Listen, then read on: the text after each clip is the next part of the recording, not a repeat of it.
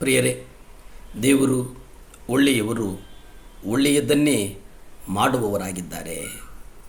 ಲೂಕ ಪತ್ರಿಕೆ 23ನೇ ಅಧ್ಯಾಯ 28 ನೀವು ನೋಡುವುದಾದರೆ, ಆದರೆ ಯೇಸು ಅವರ ಕಡೆಗೆ ತಿರುಗಿಕೊಂಡು, ಯೆರೂಸಲೇಮಿನ ಕುಮಾರ್ತೆಯರೇ, ನನಗಾಗಿ ಅಳಬೇಡಿರಿ, ಆದರೆ ನಿಮಗಾಗಿಯೂ ನಿಮ್ಮ ಮಕ್ಕಳಿಗಾಗಿಯೂ ಅಳಿರಿ.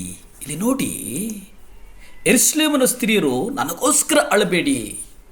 ನನಗೆ ಪರವಾಗಿಲ್ಲ, ಹೌದು, ನನ್ನ ಬೆನ್ನು ಹರಿದಿದೆ, ತಲೆಯ ಮೇಲೆ ಮುಳ್ಳಿನ ಕಿರೀಟ ಇದೆ, ನಾನು ಭಾರವಾದಂಥ ಒಂದು ಶಿಲುಬೆಯನ್ನು ಹೊತ್ತುಕೊಂಡಿದ್ದೇನೆ, ಆದರೆ ನಾನು ಚೆನ್ನಾಗಿದ್ದೇನೆ.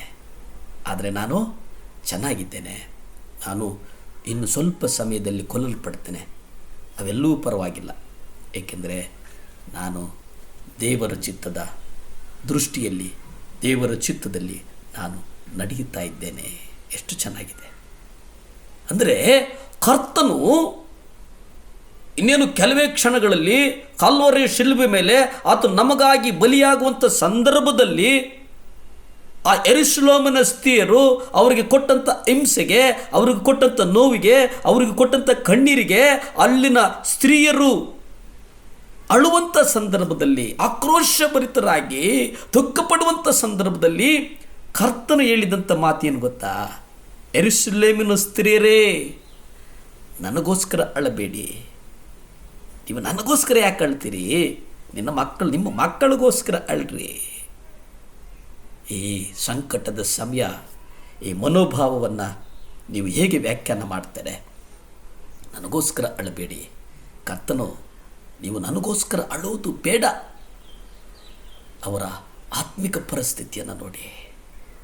ಫರಿಸಾಯರು ಆಡಂಬರದ ನಿಲುವಂಗಿಗಳನ್ನು ಧರಿಸಿಕೊಂಡು ಬಹಳ ಭವ್ಯವಾಗಿ ಕಾಣಿಸ್ತಾರೆ, ಆದರೆ ಅವರ ಆತ್ಮಿಕವಾದಂಥ ಸ್ಥಿತಿಯನ್ನು ಗಮನಿಸಿರಿ. ಕ್ರಿಸ್ತನು ಹಿಂದಿರುಗಿ ಬರುವ ದಿನದಲ್ಲಿ ಅವರ ಬೆಟ್ಟಗಳನ್ನು ನೋಡಿ. ಲೂಕ 23ನೇ ಪತ್ರಿಕೆ 30ನೇ ಅಧ್ಯಾಯವನ್ನು ನೀವು ನೋಡುವುದಾದರೆ, ಆಗ ಅವರು ಬೆಟ್ಟಗಳಿಗೆ, ನಮ್ಮ ಮೇಲೆ ಬೀಳಿರಿ, ಗುಡ್ಡಗಳೇ ನಮ್ಮನ್ನು ಮುಚ್ಚಿಕೊಳ್ಳಿರಿ ಎಂದು ಹೇಳಲಾರಂಭಿಸುವರು. ನಮ್ಮ ಮೇಲೆ ಬೀಳಿರಿ. ಗೋಳಾಡುವಾಗ ಏನು ನಡೀತದೆ? ಇಂಥ ಯೇಸುವಿನ ಮನೋಭಾವ ನಾವು ವರ್ಣಿಸುವುದಕ್ಕೆ ಸಾಧ್ಯನಾ? ಆ ನೋವನ್ನು, ಆ ಕಣ್ಣೀರನ್ನು, ಆ ಹಿಂಸೆಯನ್ನು, ಆ ಸಂಕಟವನ್ನು ಒಂದು ಹಾಡಿನಲ್ಲಿ ಸೆರೆ ಇಡುವುದಕ್ಕೆ ಸಾಧ್ಯವೇ? ಈ ದುಸ್ಥಿತಿಯನ್ನು, ಮನೋವ್ಯತೆಯನ್ನು, ಭೂಮಿಗೆ ಬೀಳಿದ ಕರ್ತನ ರಕ್ತದ ಹನಿಗಳೋಪಾದಿಯಲ್ಲಿ ಆತನ ಬೆವರು ಸುರಿಯಿತು ಎಂಬುದಾಗಿ ನಾವು ನೋಡ್ತೇವೆ. ಕರ್ತನ ರಕ್ತ ಈ ದೇಹವನ್ನು ನೆನೆಸ್ತಂತೆ. ಕರ್ತನ ರಕ್ತ ಈ ದೇಹವನ್ನು, ಆತನ ರಕ್ತ ಈ ಭೂಮಿಗೆ ನೆನೆಸಿ ಭೂಮಿ ಪಾವನವಾಯಿತಂತೆ. ಆತನ ರಕ್ತದಿಂದ ಇವತ್ತು ನಾವು ಸಜೀವರಾಗಿದ್ದೇವೆ, ಬದುಕಿದ್ದೇವೆ. ಆತನ ಕೃಪೆ ನಮ್ಮನ್ನು ನಡೆಸ್ತಿದೆ. ಯೇಸುವಿನ ಯಥಾರ್ಥ ಶಿಷ್ಯರು ತಾನು ಕ್ರಿಸ್ತನಂತೆ ಇಲ್ಲದಿರುವುದಕ್ಕೆ ದುಃಖಿಸ್ತಾನೆ. ಆತನು ಪಾಪ ಮಾಡಿದಾಗ, ಜಾರಿ ಬಿದ್ದಾಗ ದುಃಖಿಸ್ತಾನೆ. ಆತನು ಜನರು ನನ್ನೊಂದಿಗೆ ಯಾವ ರೀತಿ ನಡೆದುಕೊಳ್ತಾರೆ ಎಂಬುದಕ್ಕೆ ದುಃಖಿಸೋದಿಲ್ಲ.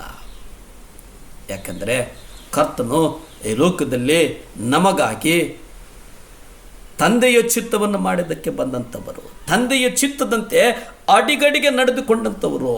ತಂದೆಯ ಚಿತ್ತವೇ ಅವರ ದಿವ್ಯ ದೃಷ್ಟಿಯಾಗಿತ್ತು, ದೂರದೃಷ್ಟಿಯಾಗಿತ್ತು. ಹಾಗಾಗಿ ಯೇಸು ಈ ಲೋಕದಲ್ಲಿ ಬಂದಿದ್ದು ಎಷ್ಟು ಸತ್ಯವೋ, ಯೇಸು ಈ ಲೋಕದಲ್ಲಿ ಅದ್ಭುತಗಳನ್ನು ಮಾಡಿದ್ದು ಅಷ್ಟು ಸತ್ಯ. ಈ ಲೋಕದಲ್ಲಿ ದೇವರು ಅತ್ಯದ್ಭುತಗಳನ್ನು ಮಾಡಿದರು, ಅಮೋಘವಾದಂಥದ್ದನ್ನು ನಡೆಸಿದರು. ಪ್ರಾರ್ಥನೆ ಮಾಡಿಕೊಳ್ಳೋಣ.